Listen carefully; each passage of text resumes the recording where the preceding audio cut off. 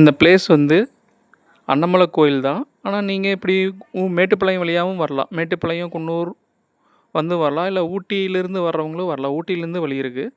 ஊட்டியிலேருந்தோ குன்னூர்லேருந்தோ, ஆனால் ரூட்டு வேறு தான். இப்போது குன்னூர்லேருந்து வர மாதிரி இருந்தாலும் ஒரு 3/4 மணி நேரம் 1 மணி நேரத்தில் இந்த இடத்துக்கு ரீச் பண்ணிடலாம். ஊட்டியிலேருந்தும் அதே மாதிரி தான். அங்கே ரோடு வந்து ஃப்ளாட்டாக தான் இருக்கும். இங்கே அது மஞ்சூரை தாண்டி வரும்போது தான் கேர்பின் பென்ஸு எல்லாம் அதிகமாக இருக்கும். நீங்கள் இப்படி காரமடை வழியாக சூஸ் பண்ணிங்கன்னா வெள்ளியங்காடு, முள்ளி, கெத்தை இதெல்லாம் தாண்டி போகணும். இதில் வந்து 43 கேர்பின் பென்ஸ் இருக்குது.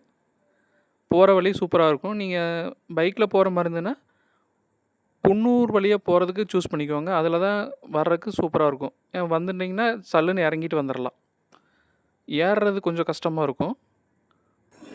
இந்த ரூட் வந்து சூஸ் பண்ணிங்கன்னா இதில் யானை நடமாட்டம் இருக்குது. ஸோ அதனால் கேர்ஃபுல்லாக போகணும் பைக்கில் போகும்போது. அனதர் ரூட்டும் இருக்குது. நீங்கள் மேட்டுப்பாளையம் வழியாக குன்னூர் டச் பண்ணிவிட்டு குன்னூரில் ஒரு செக் போஸ்ட் இருக்கும். குன்னூர் போகிறதுக்கு முன்னாடி ஒரு இடத்துல செக் போஸ்ட்டு இருக்கும். ஒரு ரோடு பெரிய இடம். அந்த இடத்த பார்த்தீங்கன்னா மஞ்சூருக்கு போகிறக்கு ஒரு ரூட் இருக்கும். நீங்கள் அப்படியே வந்துடலாம். அப்படி வந்து இதில் இறங்கிங்கன்னா ரூட்டு சூப்பராக இருக்கும். போகிற வழியில் க்ரீனிஷாக இருக்கும்.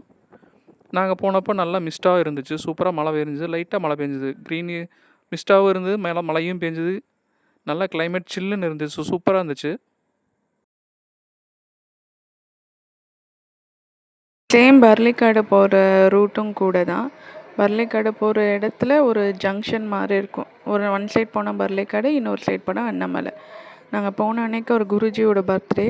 அந்த டெம்பிளை நல்லா செலிப்ரேட் பண்ணாங்க. படுகாஸ் பீப்புளோட ஒரு one of the temple pole.